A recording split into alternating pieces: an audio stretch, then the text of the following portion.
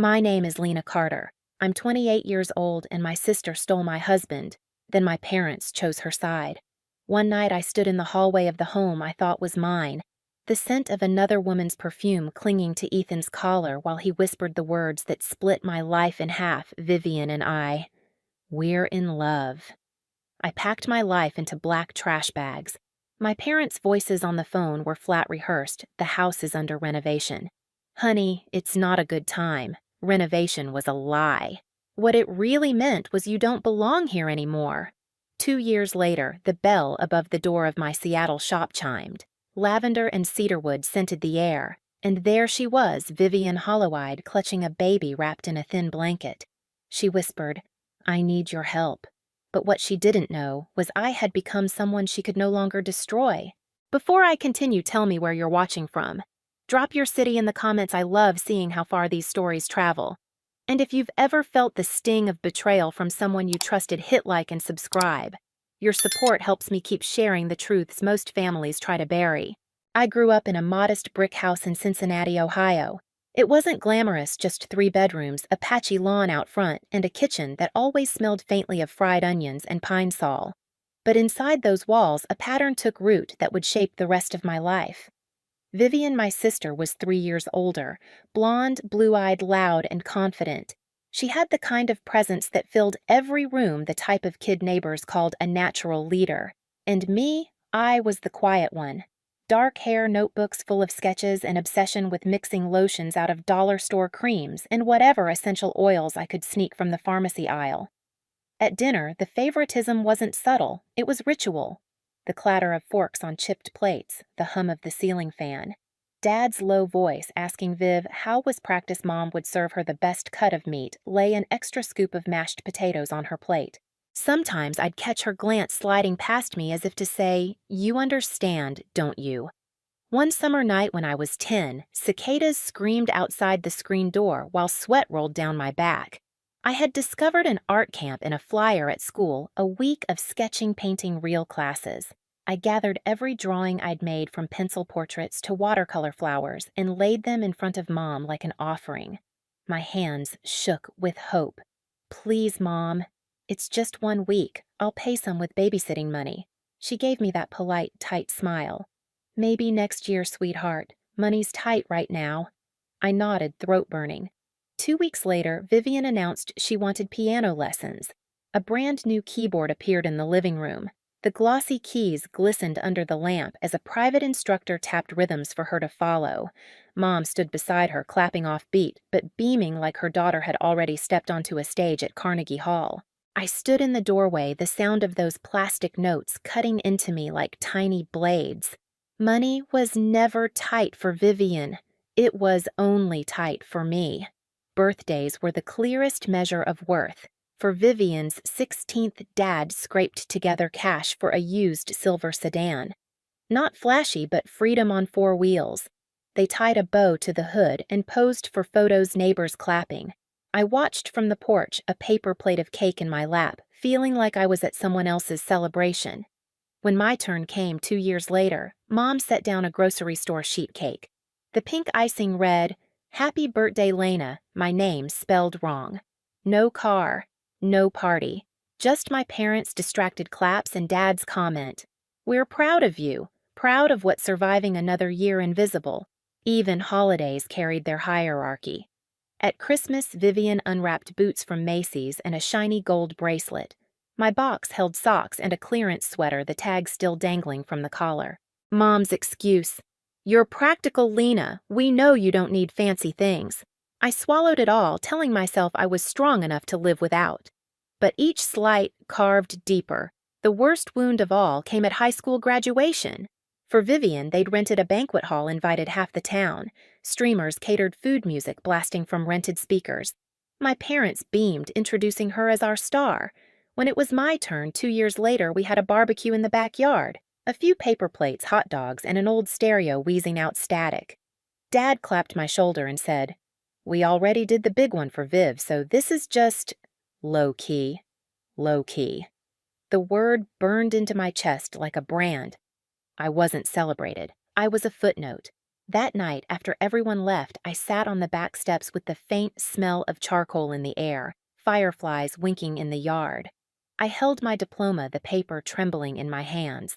The stars overhead looked endless, but all I could feel was small, so small, I thought the universe might forget I existed.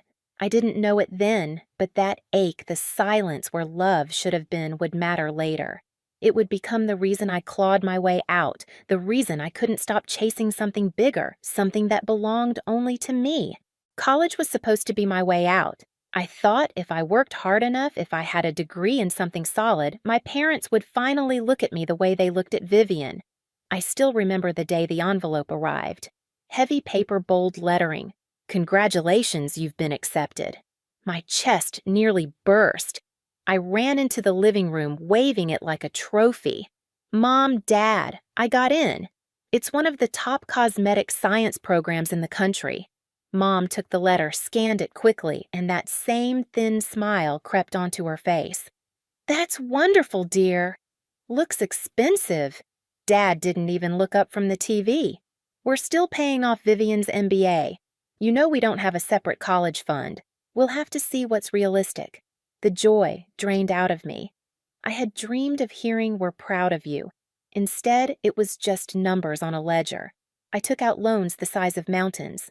Nights blurred into early mornings working 2 part-time jobs. My hands smelled like burnt espresso from the coffee shop. My legs ached from folding clothes at the mall. I stumbled into lectures half awake, guzzling gas station coffee. Meanwhile, Vivian was 30 back at home, living rent-free, her car insurance paid, and a small allowance slipped into her purse every week so she could go out with friends. One Christmas break I came home, rail-thin dark circles carved under my eyes. Mom clucked her tongue. "You need to take better care of yourself, Lena." Then she turned to Vivian. "We should get you a new outfit for that interview." I swallowed the bitterness, but it curdled inside me. It wasn't just money, it was attention. I won a small award junior year for a skincare formula I'd developed. My hands shook as I dialed home. Mom picked up distracted. "That's nice, honey. Did I tell you Vivian's got a 3rd interview at that big firm? We really think this one's it." My achievement became her segue to gush about Vivian. My victories were stepping stones for my sister's spotlight. I promised myself something that night. If I wanted to be proud, it had to come from me. Then came Ethan. It was a rainy Saturday, the kind that made the boutique smell like wet wool and perfume samples. I was stocking shelves when the door opened and a man in a tailored suit walked in, shaking droplets from his hair. I pegged him for another guy buying a last-minute gift. But instead of heading for the display, he walked straight to me. "Do you carry facial oils with cold-pressed rosehip?" His voice was warm, curious. I blinked. "Most people just ask for whatever's popular." "I'm not most people," he said with a half smile. And then he asked about ingredients, sourcing, formulation. For nearly an hour, we talked not just about skincare, but about building something from nothing. His eyes lit up when I spoke, like I wasn't invisible, like my dreams mattered. He came back the next week, and the one after. Excuses to buy soap or a candle, but really to see me. When he finally asked me out, I panicked. I was a broke college student in Target jeans. He was a tech founder who drove a Porsche. But Ethan said, "I admire your drive. You're the most interesting person I've met in years." For the first time, someone made me feel like the star. We dated, and a year later, on a rooftop with the city glittering beneath us, he knelt with a ring. My yes came out before I could breathe. When I told my parents, Mom's first words were, "He must be doing very well for himself." Dad chuckled. "At least those student loans won't be a worry anymore." Not "congratulations," not "we're happy for you," just dollar signs. At the engagement dinner, Mom leaned close and whispered, "Ethan must have some successful friends. Maybe you can introduce Vivian." My stomach nodded. Even my happiness was mined for Vivian's benefit. The wedding was beautiful. String lights, flowers, laughter. But Vivian showed up in a champagne-colored dress that brushed too close to white. She floated between Ethan's investors, laughing too loud, her hand on arms that weren't hers to touch. Near the gift table, she pulled me aside, syrupy smile plastered on. "I'm happy for you, Lena." Then her voice dropped sharp as glass. "Just watch him. I saw him at a gala last month. Model types were all over him. Don't be naive. On my wedding day, she planted poison in my ear. I told myself she was just jealous that Ethan was mine, but that cold knot in my stomach never loosened. If I had known what was coming, I would have recognized that knot for what it was, the first crack in the life I thought I had built. The first year of marriage with Ethan felt like a dream I didn't dare breathe on in case it shattered. He encouraged me to tinker with formulas in our spare bedroom. We ordered secondhand lab equipment online. Beakers clinked on the countertop while the smell of essential oils clung to the air. At night, when I stayed up late scribbling notes, he'd send in takeout, kiss the top of my head, whisper, "You're going to change the industry one day." For once in my life, I thought I was safe. Then Vivian started showing up.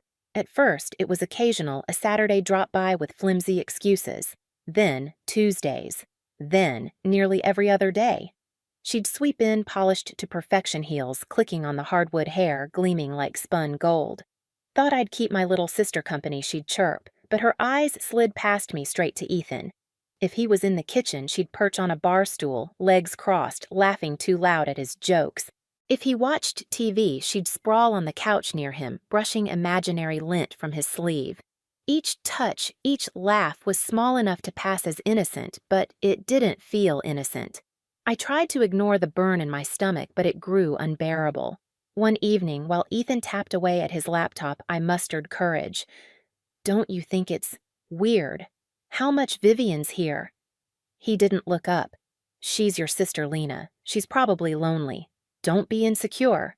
The word slammed into me. Insecure. As if my instincts, my gut twisting, were flaws. I fell silent, ashamed for even voicing it. But the pattern worsened. Ethan worked late, more often dinners with investors' meetings that ran long. When he came home, he smelled faintly of cologne and something else, something floral. As a cosmetic chemist, my nose knew jasmine layered with vanilla sharpened by amber. It wasn't one of mine. One night, he slipped in near midnight. I stood in the hallway, hands clenched. "What's that smell, Ethan?" He froze, shoulders tense. "What smell? The perfume on your collar." My voice rose steadier. "Who is she?" He turned then, and guilt draped across his face like a mask. He raked a hand through his hair, sighed the way people do before detonating a bomb. "Vivian and we're in love." Silence collapsed around me. My ears rang. My heart felt suspended mid-beat. My sister, my husband, together. I didn't scream.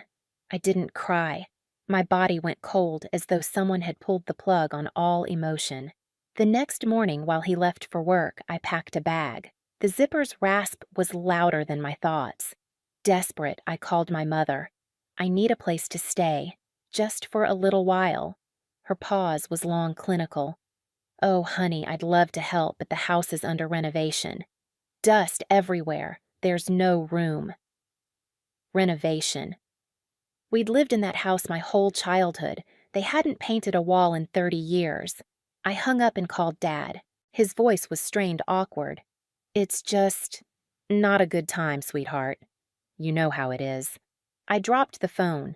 The thud against the carpet sounded final. In 24 hours, I'd lost my husband, my sister, and both parents. I found a dingy apartment on the worst side of town. Stained carpet mold creeping along the bathroom tiles. The air smelled perpetually damp like forgotten laundry. My life fit into 3 trash bags and a suitcase. But Ethan wasn't finished gutting me. At the boutique where I'd worked for years, my manager called me into her office. She couldn't meet my eyes. "It's restructuring. We have to let you go." I protested. My sales numbers were strong.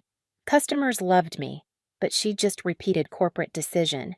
That night, a text from Mrs. Doyle, a coworker sharp-eyed kind, summoned me to a diner.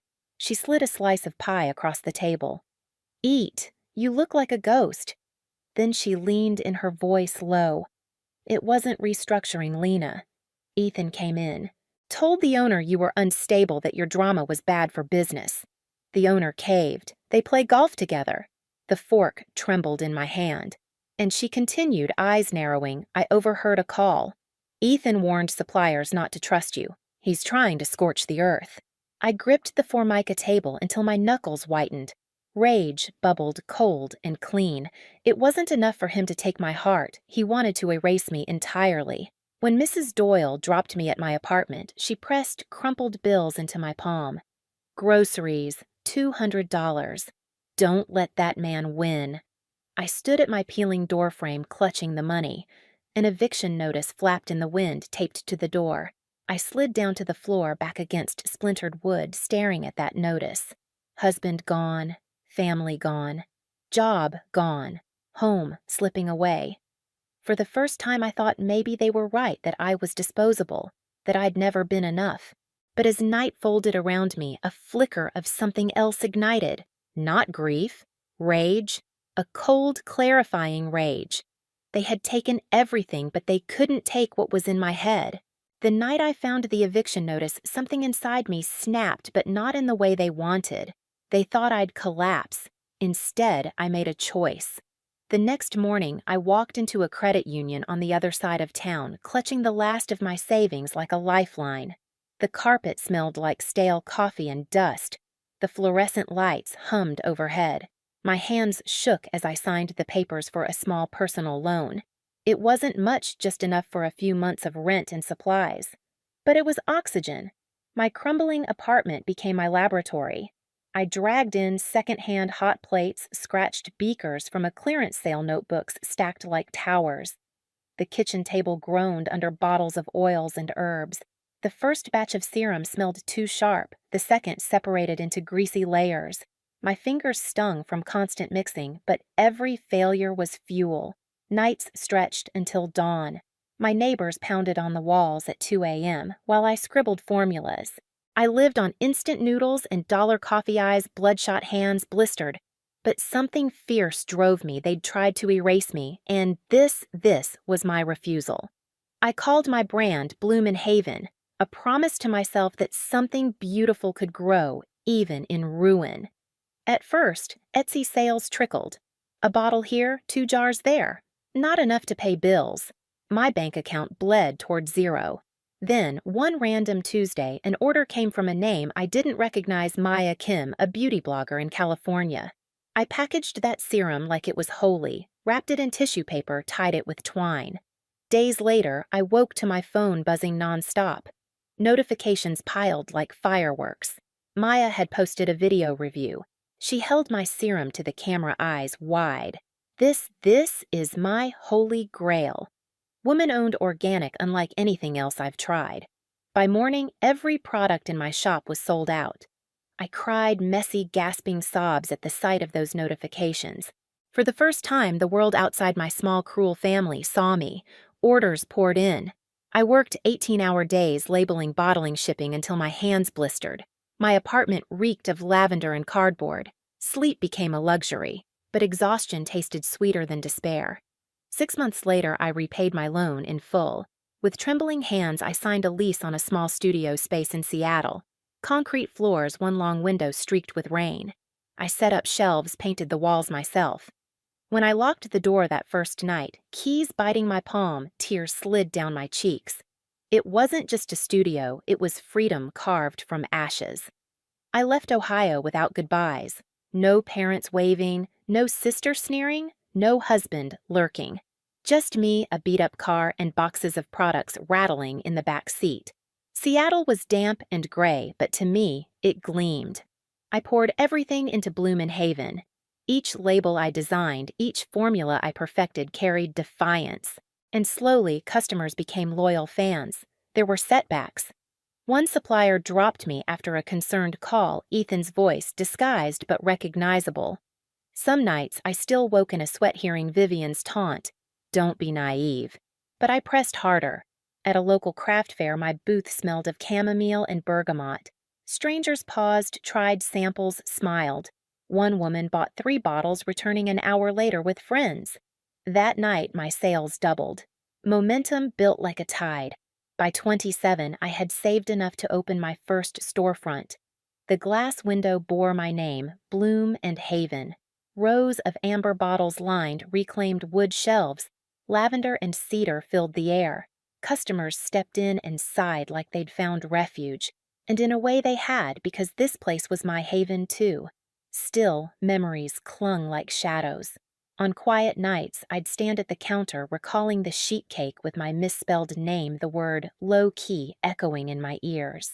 Those wounds didn't vanish. They hardened into resolve. I didn't know it yet, but all that pain, all those sleepless nights were shaping the moment that would come 2 years later. The moment the bell over that shop door would ring and Vivian would walk back into my life with hollow eyes and a baby in her arms. But before that reckoning, I stood in my shop, inhaled the scent of everything I'd built, and whispered to myself, they didn't destroy me. They forged me. Seattle's rain had a way of making the streets shine like dark glass at night. I used to think it was cleansing, but during those years, it felt more like the city itself was watching me, waiting for me to slip. Bloomhaven was growing, but shadows followed me everywhere. It started with Vivian. One Saturday afternoon, I was restocking shelves when I saw a familiar profile across the street. Blonde hair pulled into a perfect bun, hands clutching a designer bag. She wasn't alone. Ethan trailed half a step behind her phone, glued to his ear. My throat locked. 2 years since the betrayal, and there they were strolling past my shop like tourists. They didn't come inside that day, but the message was clear. They knew where I was. The next week, a shipment from a supplier in Oregon never arrived. I called frantic. The owner's voice was hesitant. Look, Lena, we got a call. Someone warned us you're unreliable. Said you burn bridges. We can't risk it. The phone nearly slipped from my hand. I didn't need to ask who had called. Ethan's fingerprints were all over it. I paced my studio that night, rage clawing at my ribs. He had already gutted me once, left me with nothing but trash bags and debt. Now he wanted to strangle Bloomhaven before it could bloom at all. But I refused to bow. I reached out to smaller farms, family-run, harder to bully. It was more expensive, more complicated, but every jar I poured felt like defiance bottled. Still, paranoia crept in. At the grocery store, I swore I saw a man following me down the aisles. At the post office, a stranger lingered too long behind me. When I told Mrs. Doyle, she pressed her lips tight. He's watching you, Lena. I wouldn't put it past him to have someone tail you. Her words chilled me. One evening after closing, I found an envelope wedged under my shop door. No return address. Inside was a single piece of paper. You'll never outgrow what you are. The handwriting wasn't Ethan's or Vivian's, but it didn't matter. The poison was the same. I sat on the floor of my shop, envelope in my lap, lavender scent heavy in the air. For a moment, I almost believed it, that no matter how hard I fought, I'd always be second best, disposable, invisible. But then I thought of the women who walked through my door, the customers who smiled when they found something that healed their skin, their confidence. I wasn't worthless. I mattered to them, and I had to matter to myself. Still, the attacks escalated. At a local artisan fair, I set up my booth with rows of oils and creams. The air smelled of cinnamon from nearby stalls, laughter echoing down the aisles. For the first hour, sales were strong. Then, a woman marched up, slammed a bottle onto my table, and spat. This burned my skin. You're a fraud. My stomach dropped. I took the bottle back, heart pounding. The label was mine, but the contents were wrong. Rancid oil off color, a smell that made my eyes water. Sabotage. Other customers overheard whispering. My hands trembled as I tried to explain, but the woman stormed off. I knew whose shadow was behind it. That night, I scrubbed my hands, raw tears mixing with soap. Every step forward, Ethan and Vivian tried to drag me 2 steps back. But nothing cut deeper than the betrayal that came from my own parents. Scrolling social media one evening, I froze at a photo, Vivian grinning in a new condo, glass of champagne in hand. And beside her, Mom and Dad. Captions full of family first, proud of our girl. They had sold the lie about the renovation. They hadn't been too busy or too strapped. They had simply chosen Vivian. Again. I shut my laptop chest, heaving. I wanted to scream, to demand answers, but I knew the truth. I was never their first choice. I was never their choice at all. I tried to channel the fury into work, but it followed me everywhere. When I lay in bed, I replayed Dad's awkward voice saying, "It's not a good time, sweetheart." When I stirred oils in my lab, I heard Vivian's hiss, "Don't be naive." The world outside saw me as a success story, a woman-owned business thriving against odds. But inside, I was still fighting ghosts with every breath. And what I didn't realize was that the worst was still ahead, that Ethan and Vivian hadn't even played their final cards yet. The weeks after the artisan fair felt like walking on glass. Every time I turned a corner, I braced for another attack. And they always came. One rainy Tuesday, I got a call from my landlord. His voice was clipped, embarrassed. "Ms. Carter, I've been approached. Someone told me you run dangerous experiments in your unit chemicals fire hazards. My insurance company is nervous." I pressed my forehead to the cool glass of my shop window, rain streaking down on the other side. "That's not true," I whispered. "I'm sorry," he said, but his tone wasn't sorry at all. "Keep it clean or I'll have to reconsider your lease." I hung up, fists trembling. Ethan was choking me from every angle, supplier's reputation, even my roof. And still, Vivian found ways to needle me.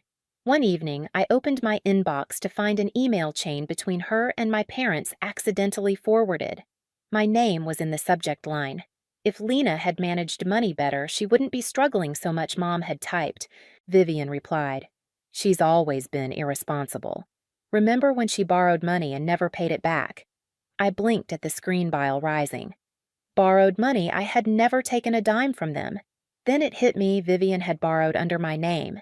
Years ago, when I was in college, she must have spun some story, used me as the scapegoat. No wonder Dad's eyes had narrowed when I'd asked for help back then. The betrayal wasn't just in the present, it had roots deep in the past. I sat at my desk, fists pressed to my temples, rage and shame tangling together. For a moment, I almost wanted to give up, to let Bloom and Haven fold pack a bag vanish somewhere no one knew me. But then my phone buzzed with an order notification. Then another, and another. Strangers, customers still believed in me. And if they could, then maybe I had to believe in myself too. Still, the cracks widened. At a small networking event downtown, I pitched my products to a boutique owner. Her eyes flicked to my card, then back to me. "I've heard things," she said flatly. "That you're volatile, unstable." My chest burned. Ethan's words, repeated by others, spread like rot.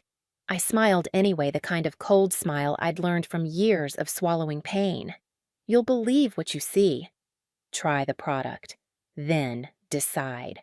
She hesitated, pocketed the sample. I walked away on shaking legs, praying she'd see the truth. But the seed of doubt had been planted. Then came the night that nearly broke me. I was closing the shop lights dim when the bell above the door jingled. A man I didn't recognize stepped in, hood dripping rain. His eyes darted around the shelves. "We're closed," I said, voice steady, though my stomach tightened. He smirked. "Just wanted to see the miracle girl, the one who thinks she's better than her sister." My blood ran cold. Vivian had sent him maybe Ethan too. He leaned closer. "Word is, you're just playing scientist. Maybe you should quit before something bad happens." I gripped the counter so hard my nails dug grooves into the wood. "Get out," I said, low and sharp. He chuckled, turned, and left. The door shut with a final chime, leaving the shop thick with lavender and fear. That night, I barely slept. Every creak of the building sounded like footsteps. I wedged a chair under the doorknob, sat clutching a kitchen knife until dawn. By morning, something inside me hardened. If they wanted me to crumble, they'd have to do more than send shadows. I threw myself into the work. New formulas, richer scents, bolder branding. For every whisper they spread, I gave my customers truth in a bottle. Word of mouth carried faster than rumor. Slowly, the tide shifted. Still, Vivian wasn't finished. She appeared one Sunday afternoon, brazen as ever, walking into Bloom and Haven with sunglasses perched on her head. "Nice place," she said, running her manicured fingers along a display shelf. I almost didn't recognize it.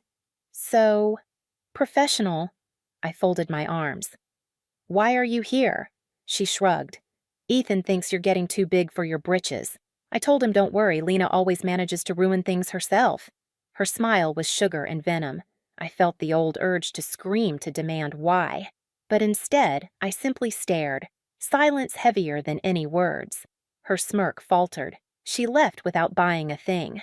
That was when I realized my silence was louder than her cruelty. The attacks didn't stop, but something shifted in me.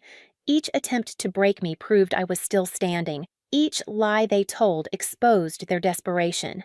The breaking point wasn't a single event. It was the accumulation of every whisper, every sabotage, every night spent guarding my door. I reached it one evening staring at a wall of filled orders ready to ship. My hands ached, my back throbbed, but the shelves were full. The shop was alive. And I whispered to myself, voice shaking but fierce, "You tried to erase me, but I'm still here." I didn't know then that the climax was approaching that. Soon, Vivian herself would walk back through my door, not to mock me, but to beg. And that would be the moment everything shifted. The sky over Seattle that afternoon was a sheet of dull steel. Rain tapped against the shop window like impatient fingers. I was rearranging a display of serums when the bell above the door chimed. That sound, usually soft welcoming, split the air like a blade. I looked up. Vivian stood there. For a second, my mind refused to register her. She looked nothing like the golden child who had once floated through parties in sparkling dresses. Her hair, once sleek and styled, was knotted in a messy bun. Her coat was thin, damp at the hem, and in her arms, bundled in a cheap, fraying blanket, was a baby.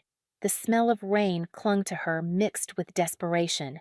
My hands flattened against the cool marble counter. I didn't move. "Lena," she whispered, her voice cracked.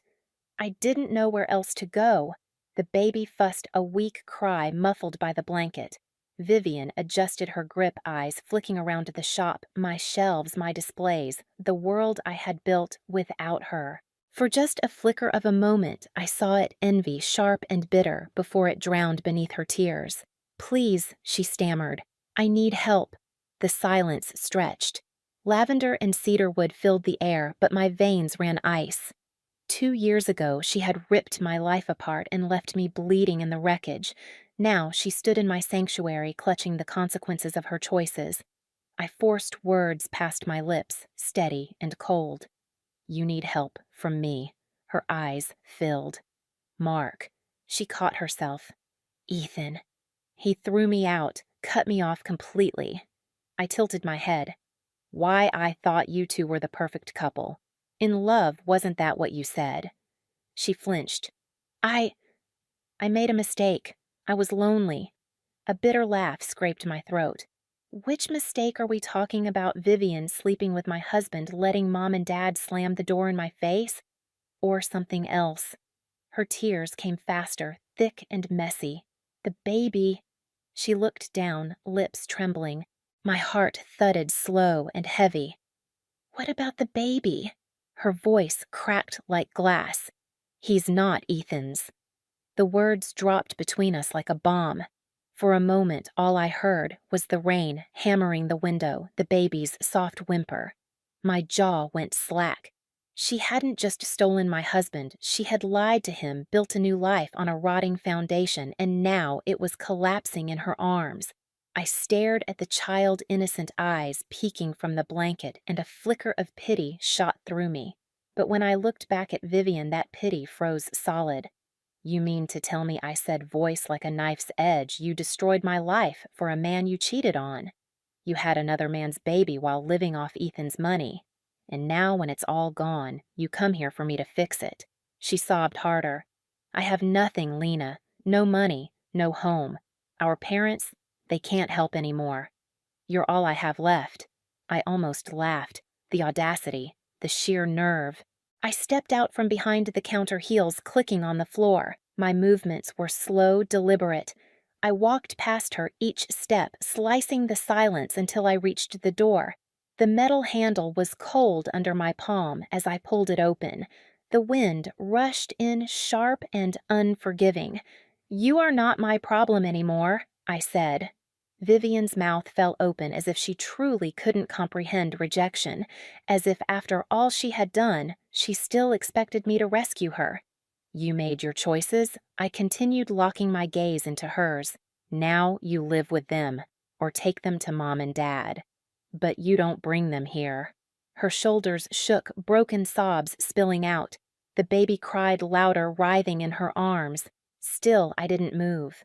For a long moment, she just stood there staring at me as though waiting for the old Lena, the one who swallowed her pain, who stepped aside, who always took the scraps to reappear. But she was gone. Finally, Vivian turned. The doorbell chimed softly as she stepped into the cold. Her figure shrank against the gray street until she disappeared into the rain. I closed the door. The heavy glass sealed shut with a click. The lock slid into place, firm and final. The sound was the most satisfying music I had ever heard. For the first time in my life, I wasn't the one left outside. I stood behind the glass door long after Vivian's figure dissolved into the rain. The baby's faint cries still echoed in my ears, but they didn't move me. Not anymore. I leaned my forehead against the cool glass. For years, I had been the one shut out, watching through windows while my family celebrated Vivian's victories, hearing doors slam in my face when I begged for help. Now it was me closing the door, and God, it felt like reclaiming my life. But the story didn't end with that single moment. Whispers traveled fast in Seattle's business circles. Within weeks, I heard fragments Vivian's attempt to paint herself as a victim online had backfired. She'd posted long, teary captions on Instagram how Ethan had abandoned her, how she was left a single mother fighting against cruelty. But screenshots surfaced of her messages with another man, the real father of her child. Her own words betrayed her. The internet did what it always does, it devoured her. Comments tore her apart, not with sympathy but scorn. Investors Ethan had courted pulled away afraid of scandal. A deal he had boasted about collapsed overnight. And then, inevitably, Ethan showed up. It was late evening. The shop was closed, shelves glimmering in the soft lamplight. I heard the knock and almost ignored it. But something in the rhythm made me pause. When I opened the door, he was there.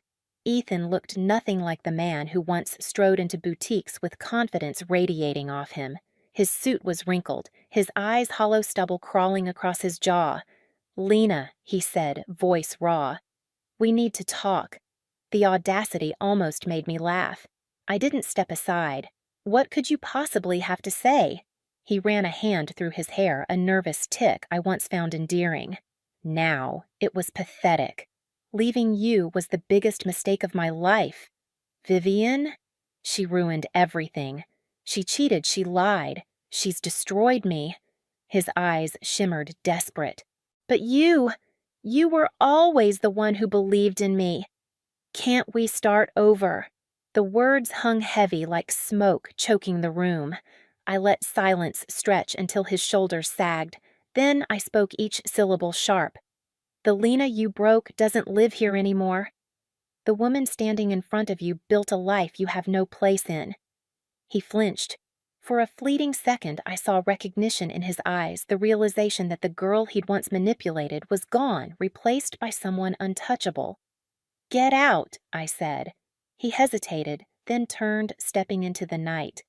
No fight, no more words, just the hollow figure of a man who had finally lost. I locked the door behind him, the second lock clicking like punctuation on a chapter. Later word reached me of my parents. They had sold the family home, the house where I'd begged for art camp, where Vivian had unwrapped her shiny car, where I'd eaten misspelled birthday cake. They sold it to cover Vivian's debts, to bail her out one more time. And after all that, she abandoned them too, running off with the child's real father. Now, my parents lived in a cramped two-bedroom condo on the outskirts of town. Dad drove deliveries for extra cash. Mom hemmed pants in the living room. And still no apology ever came. But I didn't need it anymore, because every time the bell above my shop chimed, and a customer walked in, every time I printed a shipping label for an order across the country, every time I looked into Nathan's kind eyes, I knew I had won. Not by destroying them, but by refusing to let them destroy me. Standing in Bloomin' Haven, the shelves lined with amber bottles, I breathed in the scent of lavender cedar and something else, something new. Hope. The ghosts of my past were gone, and in their place stood me, whole. Seattle's spring arrived quiet that year. Rain, softer trees dusted with green. Bloom and Haven had survived every whisper, every shadow thrown at it, and now the shelves gleamed fuller than ever. Customers came not just for products, but for refuge. They'd lean on the counter, tell me about breakups, bad bosses, betrayals of their own. And I'd listen, offering more than a serum. I offered proof that survival was possible. But the echoes of the past hadn't gone silent. They trickled back in fragments, stories carried to me like gossip in the wind. Vivian tried to claw her way back online. She posted curated photos, hired photographers, dressed her baby in designer knockoffs. Her captions dripped with pity, just a single mom abandoned by everyone. But people weren't fooled anymore. Screenshots of her affair resurfaced. Old friends unfollowed. Even the brand partnerships she'd courted quietly withdrew.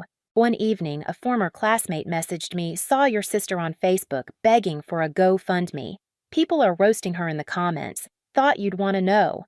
I didn't respond. I didn't even click the link, because the truth was I no longer needed to watch her crumble. She was doing that all on her own. Ethan's downfall wasn't slower, it was brutal. His startup had been shaky for months, but after the scandal with Vivian, investors fled. One deal collapsed so publicly it made the business section of the paper. A headline with his name once celebrated, now paired with the word bankrupt. And still, he'd shown up at my door asking for another chance. Sometimes I wondered if he believed his own words, if he thought I'd simply forget the prenup that stripped me bare, the calls that got me fired, the suppliers he'd poisoned against me. But the look in his eyes that night wasn't love. It was desperation, pure and selfish. The kind of desperation I had lived with on that apartment floor eviction notice taped to the door. The difference was I had turned mine into fuel. He was letting his consume him. As for my parents, the story was almost too predictable. They sold the house, the very house that had been denied to me during renovations, to bail Vivian out of her wreckage. They poured decades of savings into her debts, and then she left them anyway. I heard from a distant cousin that they now lived in a cramped condo, 2 bedrooms, thin walls, neighbors who argued too loud at night. My dad picked up shifts delivering groceries. My mom hemmed pants in the living room, the hum of a sewing machine where laughter should have been. No call ever came, no apology, no acknowledgement, but I didn't need it anymore, because every choice they had made, every party for Vivian, every dollar handed to her, every door slammed in my face, had led me here, to a life that was mine alone. And it wasn't just survival anymore, it was growth. Bloom and Haven expanded into a second location, sunlight streaming through larger windows, shelves stretching higher. Online orders poured in from states I'd never set foot in: Texas, Maine, Alaska. Each label I printed felt like proof that I had outgrown the cage they tried to keep me in. One morning, I brewed coffee in the back office, scrolling through an email from a national retailer. They wanted to stock Bloom and Haven. It should have felt like a dream come true, and in some ways, it did. But I closed the email heart steady. Growth was intoxicating, but I had learned the price of chasing someone else's validation. I would expand on my terms, not theirs, because the sweetest revenge wasn't proving myself to them. It was no longer needing to. And then there was Nathan. He wasn't like Ethan, no flashy entrances, no practiced charm. He was an architect with ink-stained fingers from sketching blueprints, a laugh that cracked wide and genuine, a steadiness that made the world feel less sharp. We met when he wandered into the shop, looking for something to help with the stress lines on his skin. He stayed because of the conversations about design, about building spaces that felt like home. With Nathan, I never felt like a shadow. He saw me, all of me, and he didn't flinch. When he asked me to marry him, it wasn't on a rooftop with champagne. It was on a quiet morning coffee steaming between us, blueprints and product labels scattered across the table. He slid a simple ring across the wood. "You've built your own haven. Can I be part of it?" My yes was steady, sure. "We're planning a small ceremony, nothing grand, no banquet halls. Just the people who stood by me when the world collapsed. Friends not family by blood, but by choice. And I'm designing a custom scent for that day." Notes of cedar bergamot and a hint of rose. I'll call it first light, because that's what this is, a new dawn. Sometimes late at night, I still hear the ghosts. Dad's voice saying, "We already did the big one for Vivian." Mom's cool tone. "The house is under renovation." Ethan's sigh before his confession. Vivian's whisper on my wedding day, "Don't be naive." But those voices don't break me anymore. They remind me of what I survived. They remind me of the weapon they handed me without realizing the fire to build a life they could never touch. And so when the bell above the shop door rings now, I don't brace for ghosts. I look up, smile, and welcome whoever walks through, because this haven is mine. And if they ever come back, Vivian, Ethan, even my parents, they won't find the girl they once crushed. They'll find a woman who learned the sweetest revenge is simply this, living a life so full, so untouchable, that their absence feels like freedom. What they didn't know was that in trying to bury me, they handed me the soil I needed to grow. If you've ever felt like the outsider in your own family, I want you to know you're not alone. My story may sound extreme, but betrayal comes in many forms. Sometimes it's loud and cruel. Sometimes it's a quiet dismissal that cuts even deeper. If any part of my journey resonated with you, hit that subscribe button and join me here. This isn't just a channel, it's a community where voices like ours can finally be heard. Tell me in the comments, what would you have done if you were standing at that door?